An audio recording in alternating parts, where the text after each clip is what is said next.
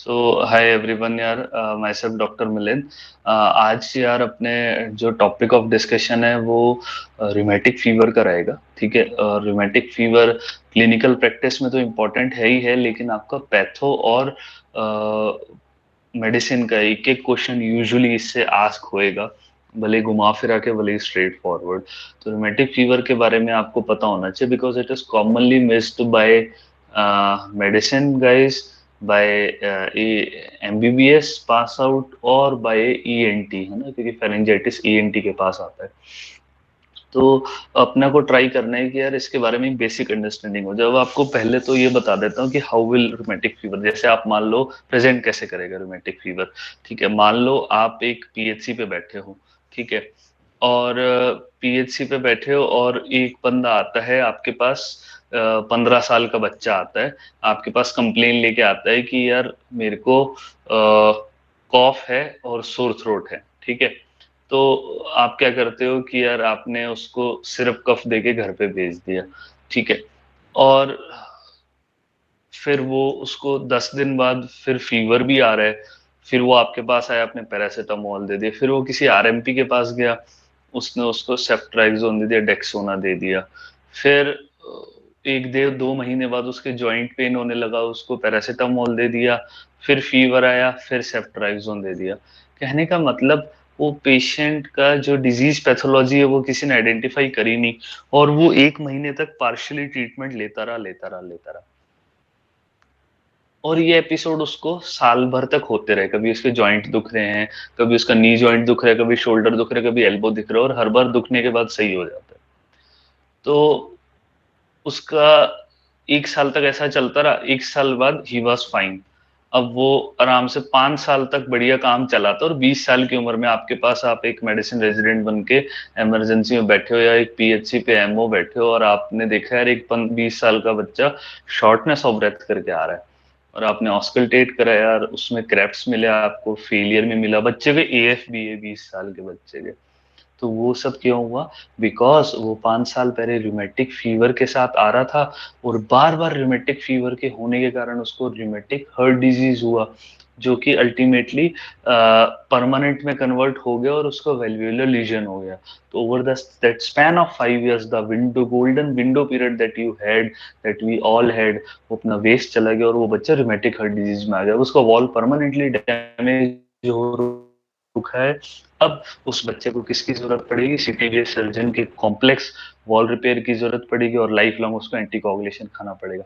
इसीलिए मैं एम्फेसिस कर रहा हूँ कि as a general physician, as a MBBS graduate, we all should know what is the gravity of rheumatic fever. If we miss the diagnosis, it is so much painful for the patient and so much life threatening, and it can be easily diagnosed। एक बच्चा pharyngitis का है, do not afraid of antibiotics. उस बच्चे का जिसमें आपने देखा, आपने टंग डिप्रेस करके देखा यार इसके फेरेंजाइटिस है, गिव हिम अमोक्सिक्लेव और एजिथ्रोमाइसिन।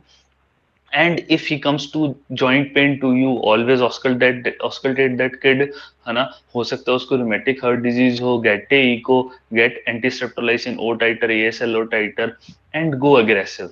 ठीक है, कहने का मतलब आप पता चले ईएनटी में चले गए, और ईएनटी में जाने के बाद आपने बेसिक फंडा नहीं पढ़ा, और आपके पास गला खराब के साथ बच्चा आ रहा है और जॉइंट पेन बोल रहा है, और आप उसको डेंगू मान रहे हो या वायरल फीवर मान रहे हो जनरल, और अपने उसमें रोमेटिक फीवर का डायग्नोसिस फिट नहीं बैठा पा रहे, तो वो 5 साल में उस बच्चे की लाइफ खराब होगी।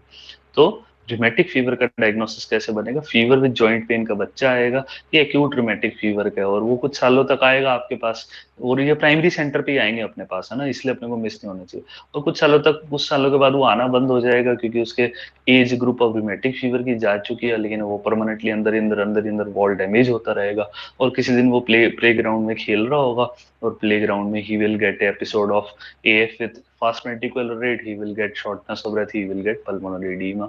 इसीलिए we all must know how to diagnose and treat acute rheumatic fever and rheumatic carditis। ठीक है, ये सारी इसकी बात अपनी भूमिका होगी। Now we will start the rheumatic fever। तो देखो, rheumatic fever का कॉज क्या होता है? इट इज बैक्टीरियल पैथोलॉजी, और कौन सा स्ट्रेप्टोकोकाई होता है? ग्रुप ए स्ट्रेप्टोकोकाई, गैस बोल सकते हो, group A streptococci. These are beta hemolytic streptococci। Can anybody type in the chat what is the meaning of alpha hemolysis, beta hemolysis, gamma hemolysis? आप सबने माइक्रो पढ़ लिए, you all are pass out of second year, और अगर कोई pass out नहीं है second year का तो मोस्ट वेलकम। आप बताओ यार, what is a alpha haemolysis, what is a beta haemolysis, और what is a gamma haemolysis? Anybody in the chat?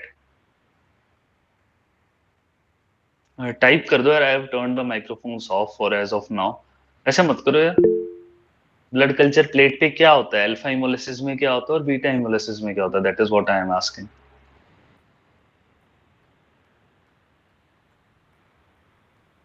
किसी को नहीं आइडिया यार? ऐसे मत करो यार, सेकंड ईयर तो सभी निकल गए। चलो कोई ना। देखो, अल्फा हीमोग्लोबिन डिस्ट्रक्शन तो होता है Bhomraj, you are exactly right, you are going in the right direction, but the difference is alpha hemolysis is a partial hemolysis, you will find a yellow zone around it, है ना।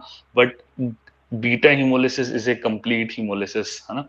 उसके पास hemolysin की amount sufficient है, complete hemolysis होगा, तो around the bacteria culture के around एक बिल्कुल ही क्लियर जोन होगा।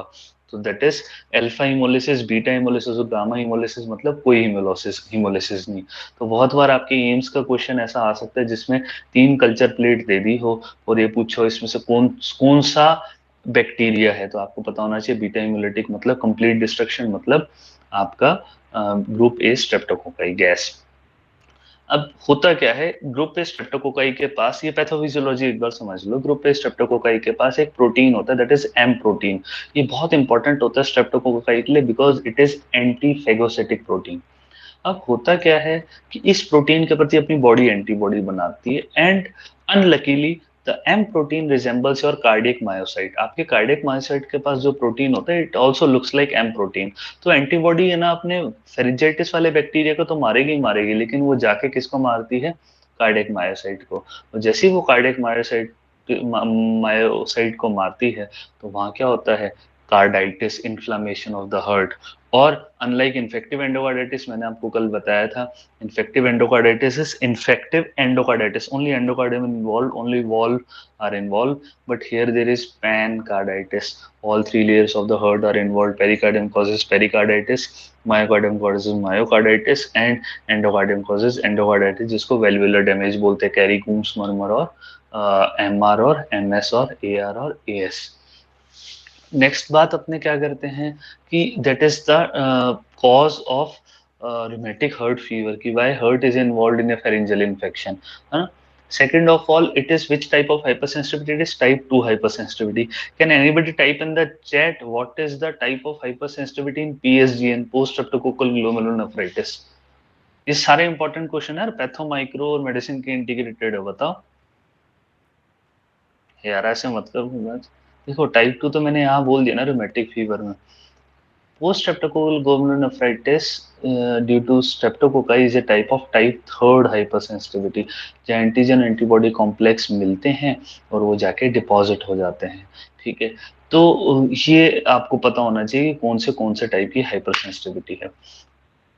अब दूसरी बात, स्किन इन्फेक्शन के बाद पीएसजीएन हो सकता है, फेरिंजाइटिस के बाद भी पीएसजीएन हो सकता है, लेकिन स्किन इन्फेक्शन के बाद रूमेटिक फीवर नहीं होता। Rheumatic fever is mostly associated with pharyngitis only. So that is the pathophysiology of why does rheumatic fever affects the heart. Now we will discuss about the clinical presentation. I have told you patient present with fever, with joint pain. A young kid will present with fever and joint pain, and if he is unlucky or we diagnose it later, the patient will present at the age of 20 to 25 years with AF, with fast ventricular rate, with shortness of breath, with pulmonary edema. That time is gone now. Now we need to change the valve and give him supportive treatment. अब बात आती है what is the diagnostic criteria of rheumatic fever. अपनों ने पढ़ा था infective endocarditis का diagnostic criteria क्या था? Duke's criteria. ऐसे ही यहाँ का क्राइटेरिया का नाम क्या है? Jones criteria. तो आपको ट्रिक कैसे ध्यान रखनी है? JONES से ही याद रखना है, जे फॉर जॉइंट।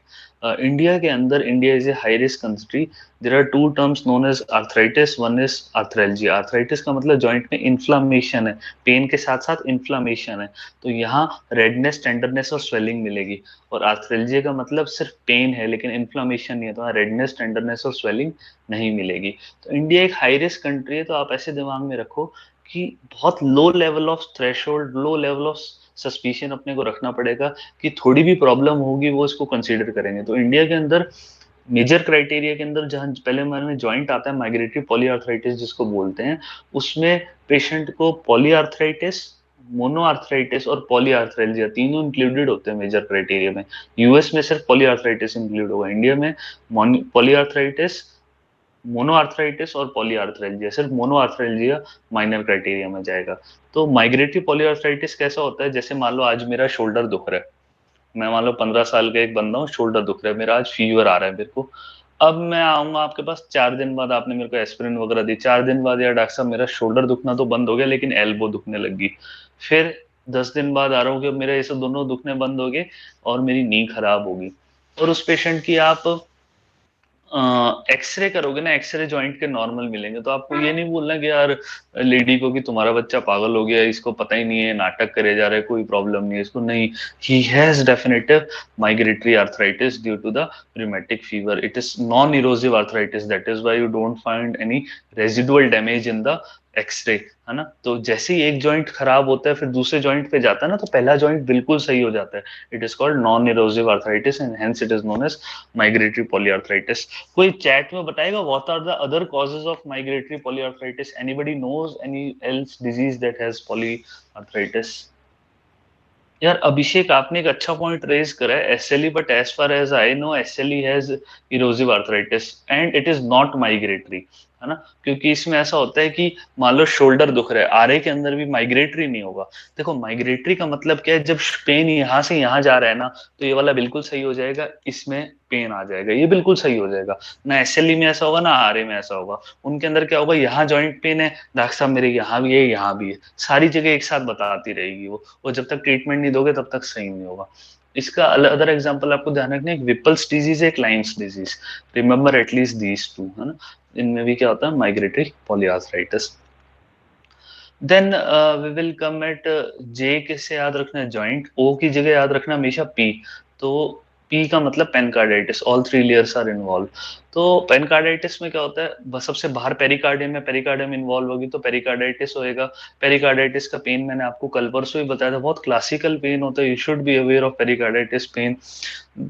पेशेंट बोलेगा डॉक्टर साहब जैसे ही बैठ रहा हूँ ना, बैठने से तो आराम है, और लेटता हूँ तब मेरी छाती में दर्द होता है और दोनों कंधों में दर्द हो रहा है। So do not ignore that pain. That is a pain of pericarditis, classical pain of pericarditis. क्योंकि होता क्या है, मान लो आप मेडिसिन या कार्डियोलॉजी में चले गए और आपके पास एमआई के पेशेंट पड़े रहते हैं वार्ड में, अब उनका हिपेरिन भी चले जा रहा है, और एमआई का कॉम्प्लिकेशन है, most of you must have heard it, that is Dressler syndrome, that is pericarditis. तो होता क्या है, एमआई का पेशेंट है ना, बहुत बार ऐसा पेन बोलता है, and we as residents and we as graduates ना, वी डोंट नो यार कि ये क्या बोल रहे हैं, we just have given ISDN दे दिया अपनों ने, पैरासीटामोल दे दिया अपनों ने, ट्राइमेटाजिडिन दे दिया, निकोरेंडिल दे दिया, ट्रामाडोल लगा दिया, सब ट्रीटमेंट दे दिया, पेशेंट का पेन सेटल नहीं हो रहा, अपने सोचे जा रहे चेस्ट पेन है मतलब एमआई का पेन होगा, एंजियोप्लास्टी भी कर दी, एंजियोप्लास्टी तो सेटल आ गई क्योंकि आपने सारा पहले फिब्रिनोलिसिस दे दिया था।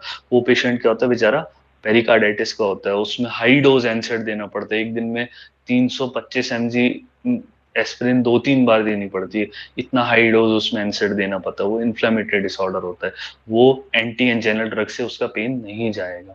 So that is the pain of pericarditis, you should all B aware of the pain of pericarditis. तो उसको पेरिकार्डाइटिस हो जाएगा पेनकार्डाइटिस में। पेरिकार्डियम के अंदर कौन सी लेयर होती है, मायोकार्डियम। मायोकार्डाइटिस कैसे प्रेजेंट करता है, most common sign is tachycardia, most common sign is tachycardia, shortness of breath, और patient will present in failure, क्योंकि उसकी मायोकार्डियम क्या हो रही है, कॉन्ट्रैक्ट ही नहीं हो पा रही। मायोकार्डियम कॉन्ट्रैक्ट नहीं हो पा रही तो क्या होएगा, मायोकार्डियम कॉन्ट्रैक्ट नहीं पाएगी तो लेफ्ट वेंट्रिकुलर फेलियर के साथ पेशेंट आएगा। लेफ्ट वेंट्रिकुलर फेलियर के साइन क्या होते हैं, बायलेटरल क्रेफ्ट्स प्रेजेंट होंगे और S3 गैलप प्रेजेंट होगी। S3 गैलप क्या होती है, ये देखो अभी जैसे I will tap on the table, है ना, लिसन केयरफुली, जैसे this is normal S1 S2, एक के बाद दो साउंड, एक के बाद दूसरी, एक के बाद दूसरी। अब गैलप क्या होता है, घोड़े को दौड़ना। तो S3 मतलब एक तीसरी साउंड आती है ना, it will be like this, A third sound will you here, है ना। आप जब भी है ना लेफ्ट पेरास्टर्नल एरिया पे ऑस्कल्टेट ध्यान से करोगे फेलियर वाले पेशेंट को, विल फाइंड S3। तो these are the sign of myocarditis. और लास्ट में जो आप अपने सबसे ज्यादा कॉमनली देखते हो एंडोकार्डाइटिस, मतलब वॉल का इन्फ्लेमेशन होगा। तो MR मिल सकता है, MS मिल सकता है, AS मिल सकता है, AR मिल सकता है। और एक कैरिकूम्स मरमर होती है। कैरिकूम्स क्या होता है, जैसे नॉर्मल मिट्रल वॉल के लीफलेट है ना। तो जो MR MS हो रहा है ना, वो तो कई सालों के डिस्ट्रक्शन और फाइब्रोसिस के कारण हो रहा है। लेकिन कैरिकूम्स मरमर क्या होती है, यहाँ डिस्ट्रक्शन और फाइब्रोसिस अभी हुआ नहीं है। 5-10 साल के बच्चे में भी 1 साल के रिमेटिक फीवर हुआ, इतना इनफ नहीं है कि वो फाइब्रोसिस करा पाए। तो वहां क्या हो रहा है, ये जो दोनों एन्युलस जो कमीशर एंड है, यहाँ इन्फ्लामेशन हो जाता है। तो ये स्पेस क्या हो जाता है, इन्फ्लामेशन के कारण, एक्यूट इन्फ्लामेशन के कारण नैरो हो जाता है। तो you will hear A MS like murmur, क्योंकि यहाँ स्टेनोसिस हो रहा है, relative stenosis, not actual stenosis. और ये कैरिकोम्स मर्मर कहलाती है। मिट्रल वॉल के अंदर transiently inflammation of the commissural ends के कारण मर्मर मिलेगा। I will show you all this right now. ठीक है, तो दिस इज जे से अपने ध्यान रखा, जॉइंट पॉलीआर्थराइटिस होगा। ट्रीटमेंट क्या होगा, हाई डोज एस्पिरिन, है ना। 8 से 10 ग्राम एस्पिरिन पर डे देंगे। कोई फटाफट चैट में टाइप करेगा, what is the toxic dose of paracetamol. I am not talking about fatal, I am saying toxic dose of paracetamol. कोई बताएगा ग्रुप में यार। सेकंड ईयर का क्वेश्चन ऐसा मत करो यार, एसिटामिनोफेन बोलते हैं ना, पैरासिटामोल। 10 टैबलेट्स। आप अराउंड तो हो Prashant, it is 10 grams, not 10 tablets. तो मतलब 500 mg की अगर एक टैबलेट होती है, तो लगभग 20 टैबलेट लोगे, that is the toxic dose. और लीथल डोज कितने होते हैं, 14 ग्राम्स। ठीक है। तो एस्पिरिन अपने हाई डोज देंगे, छोटे बच्चों को एस्पिरिन देंगे इतना हाई डोज, तो उसका क्या साइड इफेक्ट हो सकता है, रे सिंड्रोम। कॉमनली किसके साथ मिलता है, जब बच्चे को अंडरलाइंग वायरल इन्फेक्शन हो, जैसे हर्पीज हुआ, या फिर अपना मोस्ट इम्पोर्टेंटली इन्फ्लुएंजा बी होगा। फिर अपने बात आते हैं पेरिकार्ड, जो मायोकार्डाइटिस था, पेरिकार्डाइटिस था और एंडोकार्डाइटिस था, सब में स्टेरॉइड देने हैं। हार्ट अफेक्ट हो गया, हार्ट का बहुत सीवियर इन्फ्लेमेशन हो रहा है, टाइप 2 हाइपरसेंसिटिविटी रिएक्शन हो रही है, तो आपको क्या देना है, आपको साथ में क्या देना है, आपको उस पेशेंट को स्टेरॉइड देना है, प्रेडनिसोलोन 1 mg। बिकॉज बहुत ज्यादा इन्फ्लेमेशन हो रहा है, मायोकार्डियम अफेक्ट हो रही है, you want to save your heart, you give steroids. Next अब अपने आता है JO, फिर N से nodule, subcutaneous nodule extensor surface में मिलेंगे, जैसे ओलिक्रोनॉन पे मिल गया, ठीक है, शोल्डर के बैक पे मिल गया, आपको स्पाइनस प्रोसेस के अराउंड मिल गया। ठीक है, these are found on extensor surface, painless होंगे। देन अपना पाएगा JON, फिर उसके बाद E से इरिथमा मार्जिनेटम। इरिथमा मार्जिनेटम क्या होता है, मतलब मार्जिन में इरिथमा है, मतलब जैसे ये एक सर्कल बना, तो आपने रिंग वॉर्म्स के जैसे लीजन पड़े होंगे ना, वैसे लीजन यहाँ है। फर्क क्या है, दीज आर नॉन प्रोडाइटिक। पेशेंट कोई इचिंग की कंप्लेन नहीं बोलेगा, नोड्यूल्स में भी कोई पेन नहीं होगा। यहाँ इस इनके जो स्किन के लीजन है, इसमें भी कोई इचिंग नहीं होगी। ठीक है, ये बिल्कुल ऐसे एक लीजन पड़ा है, ऐसे एक लीजन पड़ा है, साइड पूरा सरकमफ्रेंस इसका रेड होएगा, बीच में होलो व्हाइट होएगा, दैट इज इरिथमा मार्जिनेटम। इसका भी अलग से कुछ नहीं करना। फिर NE के बाद S आता है सिडेनम कोरिया। सिडेनम कोरिया क्या होता है, एबनॉर्मल, ऐसे एबनॉर्मल, आप यूट्यूब पे मैं ना वीडियो डाल दूंगा आपका, ऐसे एबनॉर्मल वर्म लाइक मूवमेंट होंगे और फास्ट मूवमेंट होंगे, एबनॉर्मल वर्म लाइक मूवमेंट और फास्ट मूवमेंट। तो ये सिडेनम कोरिया कहलाता है। क्यों होता है, सिडेनम से सी याद रखो, कॉर्डेट न्यूक्लियस ब्रेन में इन्वॉल्व हो जाता है, बेसल गैंग्लिया का, that causes this worm like movements. Treatment क्या है, just calm down the patient by reassurance और by giving benzodiazepines like clonazepam. If severe enough you may give haloperidol and valproate. ठीक है, और लाइफ अगर मान लो medically refractive Korea है, तो उसका ट्रीटमेंट क्या है, IVIG। Anybody type in the group, मैंने कई बार आपसे डिस्कस कर लिया, what are the other indications of IVIG। कोई भी बताओ। बहुत बढ़िया अभिषेक, कावासाकी डिजीज बच्चों की डिजीज है। GBS, very good, GBS। और एनीबडी।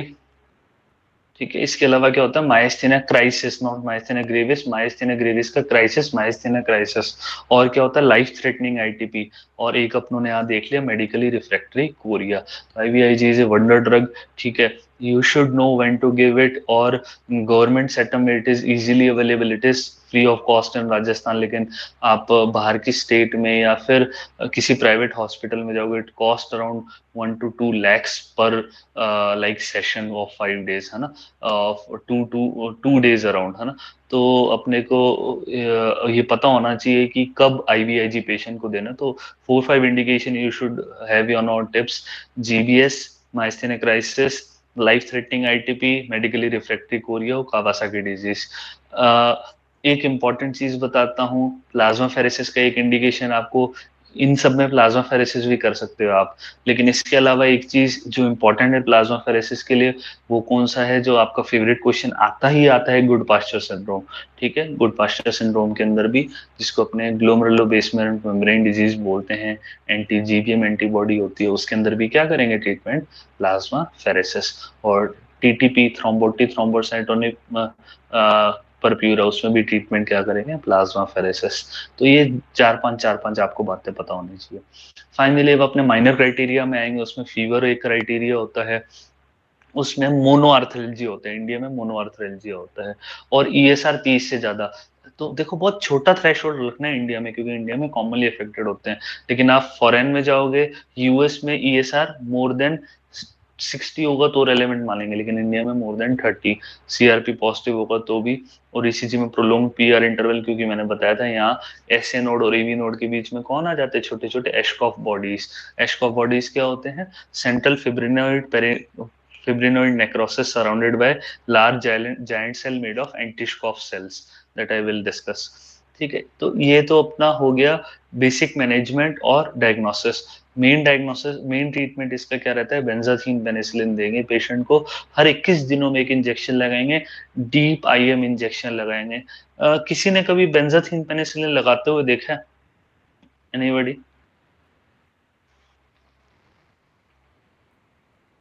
किसी ने नहीं देखा? कभी ध्यान रखना, मतलब आपकी पोस्टिंग हो ना कहीं भी, जैसे नर्सेज और ऑल्सो लाइक उनको भी बड़ी परेशानी होती है बेंजाथीन पेनिसिलिन लगाने में, तो पेशेंट के साथ बहुत बार क्लैश भी हो जाता है। रीजन बीइंग इज यार, बेंजाथीन पेनिसिलिन को जब डाइल्यूट करते हैं ना, इट इज वेरी थिक, है ना। तो उसको आईएम, जो अपनी ब्लड ट्रांसफ्यूजन की निडल होती है, उसे डीप आईएम देना पड़ता है। और it is like need very too much force to push, because it is so thick, है ना। तो इसलिए इसको देने में प्रॉब्लम आती है, पेशेंट को भी प्रॉब्लम आती है, और जो इंजेक्ट कर रहा होता है उसको भी प्रॉब्लम आती है ना। तो आपको ये बात पता होनी चाहिए कि अगर आप पता चले 10 ml की सिरिंज लेके इंजेक्शन को पुश कर रहे हो, पुश पुश हो ही नहीं रहा, क्यों नहीं हो रहा, क्योंकि वो थिक होता है। तो you need a wide bore needle, you sometimes need blood transfusion needle.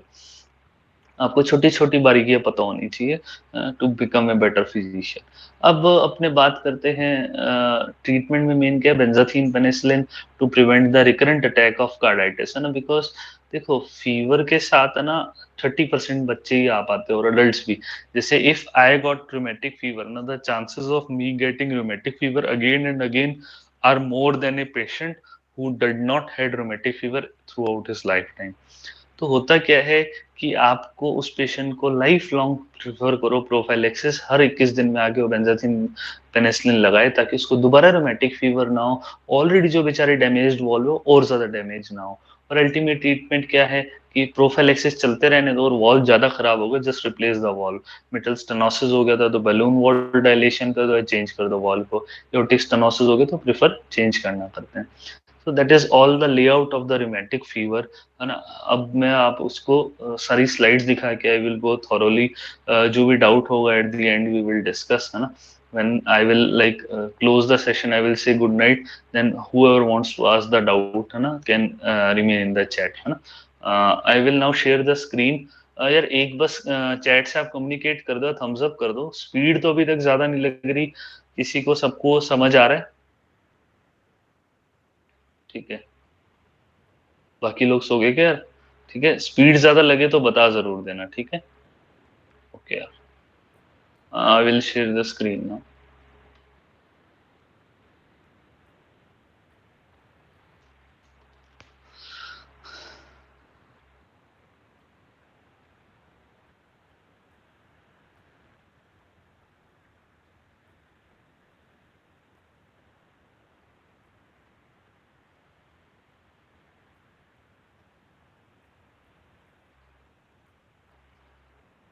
ठीक है, अब अपना थोड़ा सा क्विकली चलेंगे क्योंकि अपनों ने काफी बात डिस्कस कर ली है।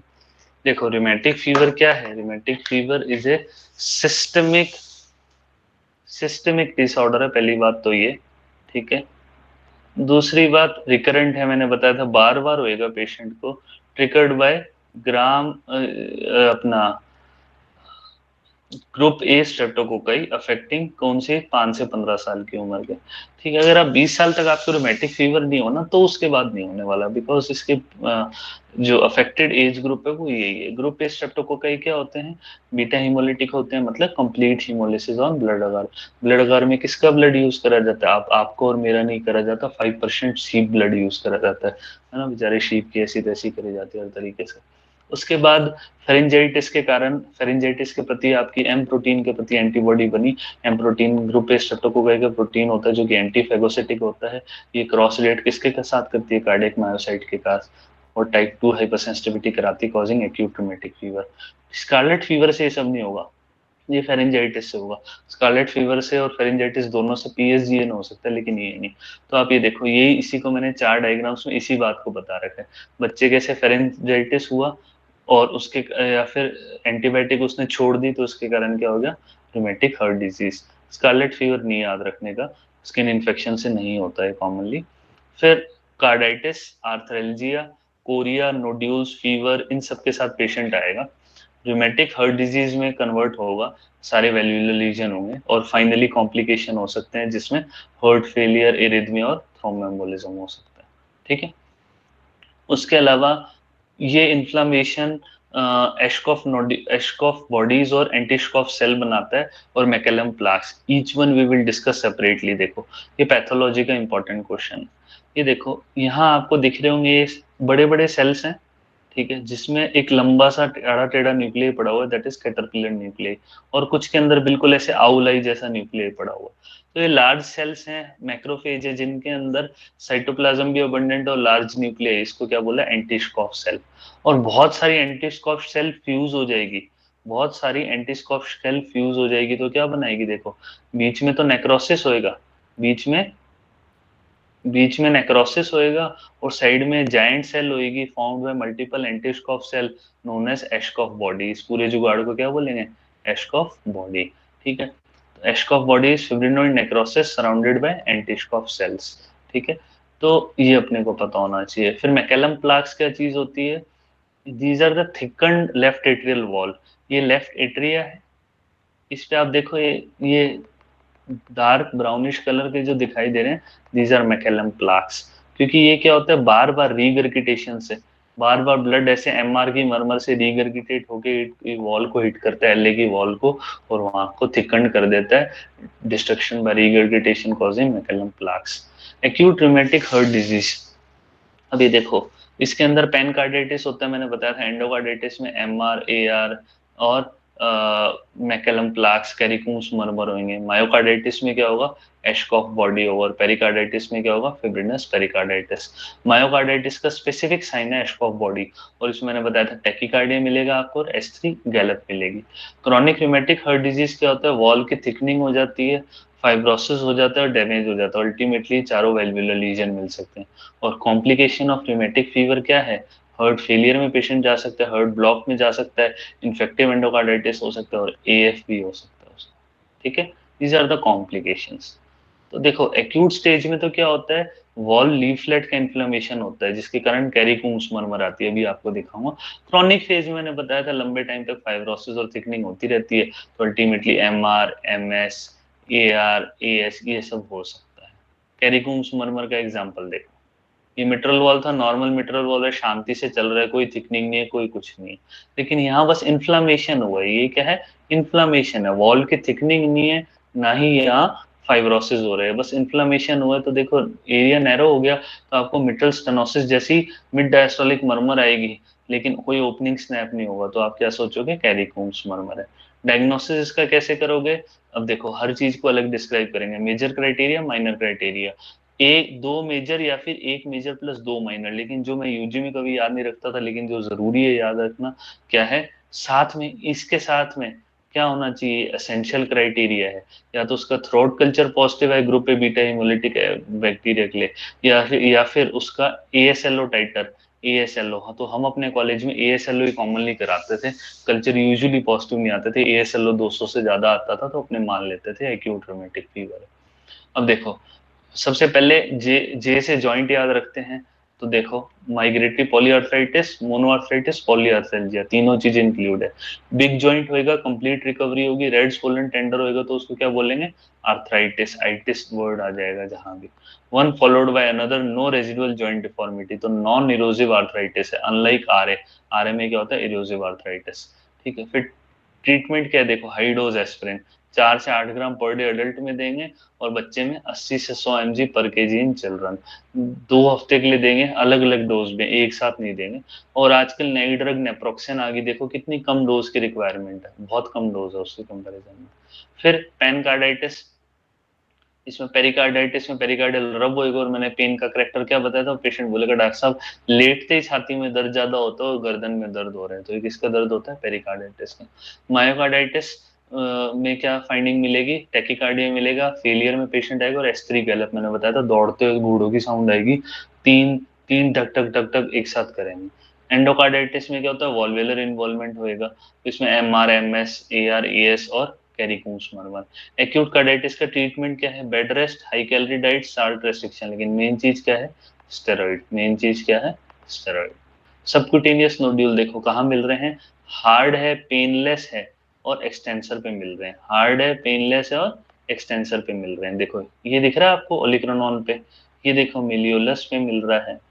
यहाँ अगर इसको आप जूम करोगे ना तो इसके फिंगर पे छोटे छोटे नोड्यूल है, ठीक है, ऐसे यहाँ इसके ऑलिक्रोनॉन पे है। तो ये पेनलेस होते हैं, स्मॉल होते हैं, और एक्सटेंसर्स पे होते हैं, कोई स्पेसिफिक ट्रीटमेंट नहीं देना। इसी से साइड में एक पर्ल ध्यान रखो, most common extra articular manifestation of RA पूछा जाए तो आंसर क्या है, सबक्यूटेनियस नोड्यूल।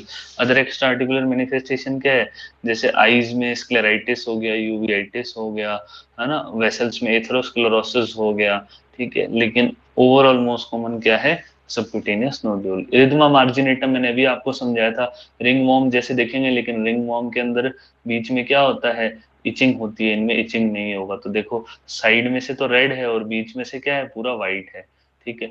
इरिथमा मार्जिनेटम, सर्पिंजिनस अल्सर बोलते हैं, red red margin with pale centre associated with severe carditis. यहाँ ये डायग्राम आप टारगेट रैश भी बोला जाता है इसको, ठीक है। फिर नॉन प्रोराइटिंग होंगे, मेन बात नॉन प्रोराइटिक ही है जो आपको ध्यान रखनी है, मतलब आपको इस बच्चे को टीन या बोल के घर पे नहीं भेजना, ठीक है।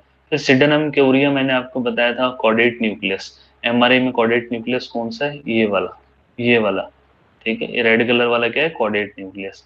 ये डैमेज हो जाएगा तो देखो इसकी फिंगर्स कैसे घूम रही है, worm like movement, Korea form movement में, एंटी न्यूरोनल एंटीबॉडी के कारण होगा, पर्पसलेस मूवमेंट होते हैं। अदर इसके वर्ड आपको क्वेश्चन में क्या दिए होंगे, dysarthria, darting tongue, milkmaid grip, hung up reflex. Treatment क्या होगा, सिम्टोमेटिक क्लोनाजिपाम सिडेटिव दे दो पेशेंट को, सीवियर हो रहा तो हेलोप्रिडोल या वेलप्रोइट एंटीसाइकोटिक दे दो, और फाइनली रिफ्रैक्टरी है तो आईवीआईजी दे दो। अदर मैंने इंडिकेशन आईवीआईजी के आपको बताए थे, क्या क्या थे, Guillain Barre syndrome, myasthenia crisis, life threatening ITP, Kawasaki, refractory chorea. और मैंने देखो कल ही ग्रुप पे आपको एक क्वेश्चन डाला था, सिकल सेल क्राइसिस होएगा तो भी आपको क्या देना है, आईवीआईजी देना है। पैरवोवायरस बी 19, पैरवोवायरस बी 19 का इन्फेक्शन होता है, उसमें क्या होगा, सिकल सेल क्राइसिस, ठीक है। माइनर क्राइटेरिया क्या है, हाई रिस्क कंट्री जैसे इंडिया के अंदर माइनर क्राइटेरिया, मोनोआर्थरेल्जिया को भी रेलेवेंट मानोगे, नॉर्मली पेशेंट को आप रेलेवेंट नहीं मानते, ठीक है। ट्रीटमेंट वही एस्पिरिन नेप्रोक्सिन दे दो। फीवर आ रहेगा, ईएसआर मोर देन 30 और सीआरपी मोर देन 3, जबकि यूएस यूके में आप क्या, ईएसआर मोर देन 60 को रेलेवेंट मानते हो, लेकिन अपने यहाँ हाई इंसिडेंस कंट्री है तो अपने यहाँ इसको भी रेलेवेंट मानेंगे। अगर लो ईएसआर है फीवर के साथ तो आपको फेलियर सोचना है। अभी मैंने आपको पर्ल्स दिए हुए हैं, कुछ इंपॉर्टेंट पॉइंट्स जो कि आपको आने चाहिए, I will quickly go through these, है ना। ये देखो, कॉजेज ऑफ हाई ईएसआर, सभी फॉर्म ऑफ एक्यूट इन्फेक्शन, लेकिन अलग से आपको कौन से ध्यान होने चाहिए, रूमेटिक फीवर, किसी का ईएसआर 100 आ गया तो क्या क्या दिमाग में आना चाहिए, rheumatic fever, infective endocarditis, TB, anaemia. मान लो किसी का HB2 है ना, देखो ESR का मतलब समझो, ESR का मतलब क्या है, कितना तेजी से आरबीसी नीचे आ रहा है, और कितना तेजी से आरबीसी नीचे आएगा, या तो खून बहुत पतला है या फिर अंदर बाइंडिंग प्रोटीन्स बहुत ज्यादा है। खून पतला है मतलब एनीमिया है, तो सारा पानी पानी है, तो आरबीसी तेजी से नीचे आएंगे, तो एक 30 मिनट के अंदर वो मान लो 50 mm नीचे आ जाएंगे, तो वो ESR बढ़ गया। पेशेंट के प्रेगनेंसी है तो उसमें भी हीमोडाइलेशन होता है। मल्टीपल माइलोमा में क्या हो रहा है, अब नॉर्मल प्रोटीन बढ़ रहे हैं, और प्रोटीन क्या करते हैं, आरबीसी को आपस में एग्रीगेट करने में हेल्प करते हैं। वेस्कुलाइटिस, SLE, टेम्पोरल आर्टराइटिस, ये सब क्या चीजें हैं जहाँ इन्फ्लामेशन हो रहा है बॉडी में, तो भी ESR। फाइब्रिनोजन क्या है, एक्यूट फेज रिएक्टेंट, फाइब्रिनोजन क्या है, एक्यूट फेज रिएक्टेंट, और वो बढ़ेगा तो क्या होगा, आरबीसी आपस में क्लम्प होंगे तो ESR बढ़ेगा। ठीक है, तो फाइब्रिनोजन का आपका कॉन्सेप्ट अवेयर होना चाहिए। ठीक है, आप एक बार ग्रुप में फटाफट बता सकते हैं, anybody knows other names of acute phase reactant, कोई भी चैट पे बता दो।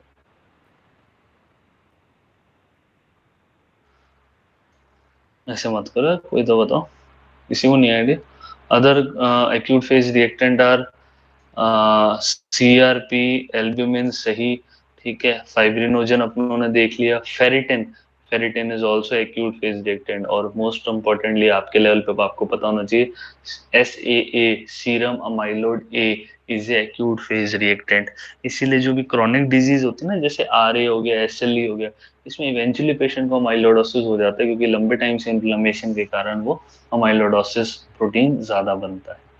ठीक है, लो ESR के कॉजेज क्या है, जहाँ खून गाढ़ा हो रहा है, खून गाढ़ा हो रहा है तो क्या हो रहा है, आरबीसी सेटल नहीं हो पाएंगे, आरबीसी सेटल नहीं हो पाएंगे तो धीरे धीरे नीचे जाएंगे, तो उसमें ESR क्या होएगा, लो। तो जैसे पॉलीसाइथेमिया, हार्ट फेलियर, ठीक है, ल्यूकोसाइटोसिस, इन सब जगह खून गाढ़ा हो रहा है, या फिर हाइपोफाइब्रिनोजेनिमिया, मतलब बचपन से फाइब्रिनोजन कम है तो आरबीसी आपस में जुड़ नहीं पा रहे। अकेले दो एनीमिया, जहाँ HB2 है तो भी ESR कम मिलेगा।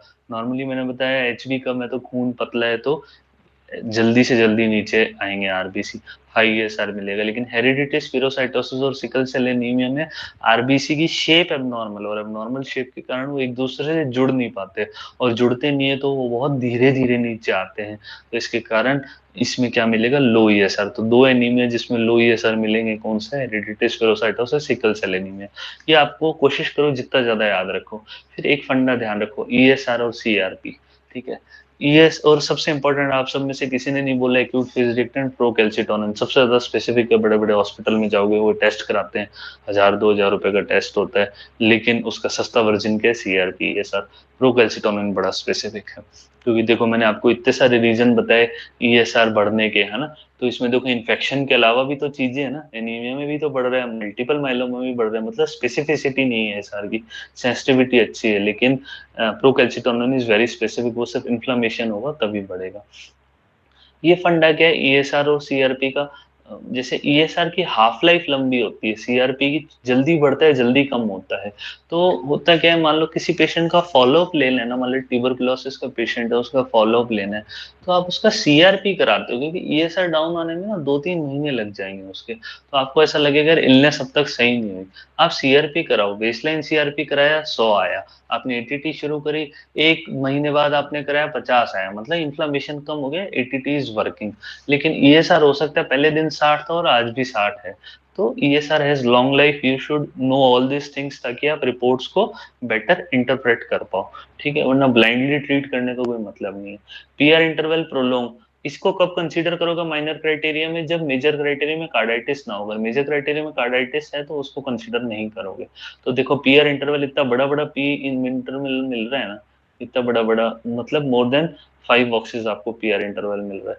कोई और बता सकते हैं, मान लो इसकी P वेव मैंने यहाँ बनाई होती, तो इसको क्या बोलोगे, कौन सी वेव बोलोगे, T के बाद आ रहा है तो, एनीबडी, है ना, positive deflection after T wave क्या होता है, बिल्कुल सही Abhishek, it is U wave. Positive deflection after T wave is known as U wave. तो हाइपोकैलेमिया में एक्सेगरेट होती है, नॉर्मली भी मिल सकती है, लेकिन यहाँ P वेव नहीं है और ये रेगुलर इंटरवल पे आ रही है, तो it is P wave not U wave. ठीक है, बहुत बढ़िया सोचा आपने। असेंशियल क्राइटेरिया मैंने बताए थे, या तो ASLO टाइटर कर लो, 200 से ज्यादा आते ही मतलब इस पेशेंट को रिसेंट इन्फेक्शन हुआ है, या फिर थ्रोट कल्चर करा लो। अब all are symptomatic treatment, main treatment patient का क्या है, एक सेकंड हो, दोबारा आना पड़ेगा इसमें। Above all are symptomatic treatment, main treatment patient का क्या है, मेन ट्रीटमेंट है पेशेंट का एंटीबायोटिक देना, क्योंकि it is a infective disease, it is a bacterial infective disease. तो आप उसको क्या देते हो, benzathine penicillin 1.2 million units IM stat after AST. देखो पेनिसिलिन जितने भी है ना, they are very strongly allergic drugs. तो आपको आइडियली बता रहा हूँ, जब भी आप आगे प्रैक्टिस करो, make it a habit, do not ever give antibiotics without antigen sensitivity testing. और एक खास बात बता दूं, आप बुक्स में पढ़ते हो जैसे, just let me turn on the camera है ना, बिकॉज इट इज इम्पोर्टेंट। देखो यार, क्या होता है, मैं आपको एक इंटरेस्टिंग एग्जांपल बताता हूँ। Always make it a habit, जब भी आप प्रैक्टिस करो ना, बहुत बार आपको ऐसे मान लो सिस्टर जी ने बोल दिया कि अरे नहीं हम तो सालों से सेफ्ट्राइजोन लगा रहे हैं, लगा दो कुछ नहीं होता है ना। आप मान लो नए नए पीएचसी पे गए हो, सपोज ही गेट एनाफाइलेक्सिस। होता क्या है, the early stages of anaphylaxis ना, you won't even recognise if your newcomer it is anaphylaxis. जैसे क्लासिकल एनाफाइलेक्सिस क्या होता है, पूरी बॉडी पे रेडनेस होगी, इचिंग होगी, हाइपोटेंशन में आया। लेकिन इमीडिएटली मान लो आपने एंटीबायोटिक लगाई है, उस रिएक्शन को आने में टाइम लगता है, तब तक पेशेंट क्या बोलेगा, डॉक्टर साहब पसीना आ रहा है, घबराहट हो रही है, he might have a diarrhoea. और उसके क्या होगा कि he will feel restless. So one example I will give you, like my first anaphylaxis reaction in the ward, there was a female patient, he completely got agitated है ना, he completely got out of the hand, or even though we did a antigen sensitivity test, uh, as soon as ceftriaxone was given na, she totally become agitated and restless, because female में हमेशा जब भी कोई भी illness होगी उसमें anxiety का component थोड़ा सा आएगा, and it is commonly misdiagnose by physician, they primarily label it as anxiety. तो हुआ क्या कि उस पेशेंट में मैंने देखा यार, ही वाज एजिटेटेड, रेस्टलेस हो रही है, and he had tachycardia also. तो आई आस्क्ड द सिस्टर कि यार अभी कुछ लगाया था क्या, उन्होंने बताया बॉस अभी तो एएसटी करी थी, उसके बाद सेफ्ट्राइजोन लगाया था। तो वी इमीडिएटली गॉट इट यार कि it might be anaphylaxis, as soon as we give the steroids ना, hydrocort 200 mg and Avil and IV fluids, tachycardia was settled, patient was also settled. So the thing I want to teach you is that here always do a antigen sensitivity test, doesn't matter आपको practice करो पहला साल हुआ है या you are in your 60th year है ना, आपको हमेशा सेंसिटिविटी टेस्टिंग करनी है। नोबडी नोज की पेशेंट की प्रोफाइल क्या है, किस चीज से वो एलर्जिक है, specially if patient is known case of allergic, like उस पेशेंट को लिकरेंट एलर्जिक राइनाइटिस होती है, he is asthmatic patient, he has multiple skin disease, तो these patient are more prone to allergies, more prone to anaphylaxis, you should always be aware, go for antigen sensitivity testing before giving antibiotic. और penicillin तो बहुत तगड़ा allergy कराता है, तो हमेशा डरने का नहीं है, just get a sensitivity test, if it is done it is okay, if it is like positive you should go for other antibiotics. ठीक है, I hope it is clear to you now. अब मैं आपको again screen share करके last का aspect clear कर देता हूँ। अब इसमें अपने देखेंगे कि how to give benzathine penicillin prophylaxis and treatment. Treatment के लिए you just give a single shot of penicillin है ना, सिंगल शॉट ऑफ पेनिसिलिन दिया आपने, it will be enough for treatment. उस तो आपने सिंगल शॉट दिया, उसके बाद आप इसको रेगुलरली क्या करोगे, एवरी 21 डेज पे आप इसको बुलाओगे, एवरी 21 डेज पे बुलाओगे। या फिर पेशेंट वो बच्ची है, मान लो वो बोलती है मैं इंजेक्शन नहीं लगानी, तो आप टेबलेट पेनिसिलिन वी दोगे 500 mg BD 10 डेज के लिए, तो इरेडिकेशन हो गया।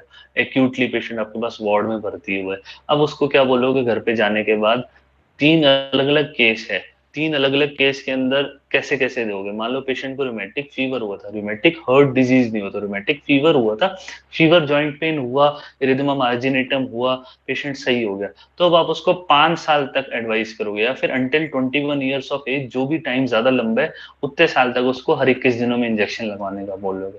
लेकिन अगर उसको कार्डाइटिस हुआ था, मतलब उस टाइम कैरिकूम्स मरमर आई थी, लेकिन अभी कोई भी एमआरएमएस नहीं है, मतलब कोई रेजिडुअल वॉल डैमेज नहीं है, तो 10 साल आफ्टर लास्ट अटैक, या फिर 21 साल की एज तक, जो भी लॉन्गर है। लेकिन अगर मान लो रूमेटिक रेजिडुअल हार्ट डिजीज है, जो कि हमारे पास सारे पेशेंट आते हैं ना, वो अपने पास ये वाले आते हैं जहाँ एमआरएमएस एआरएएस एक 22 साल के बंदे में हो चुका है, अब वो रिवर्स नहीं होने वाला, that is rheumatic heart disease. उसमें आप हमेशा क्या ट्राई करोगे, लाइफ लॉन्ग, उसमें क्या ट्राई करोगे, लाइफ लॉन्ग, ठीक है। तो ये अपना पूरा पूरा समरी है, और पूरा पूरा इसका मेन कंटेंट है कि how to give penicillin prophylaxis, what is the diagnosis of, how do you diagnose a case of rheumatic fever, what is the Jones criteria, ठीक है। दीज ऑल आर अपनों ने सारा इस नोट्स में डिस्कस कर लिया है, ठीक है। अब अपने यार we will terminate the lecture, and after I will terminate it, आप you can ask the doubts in here in the video itself. I will on the microphone for everyone. Okay, so good night everyone. I will later mic on the microphone. Good night.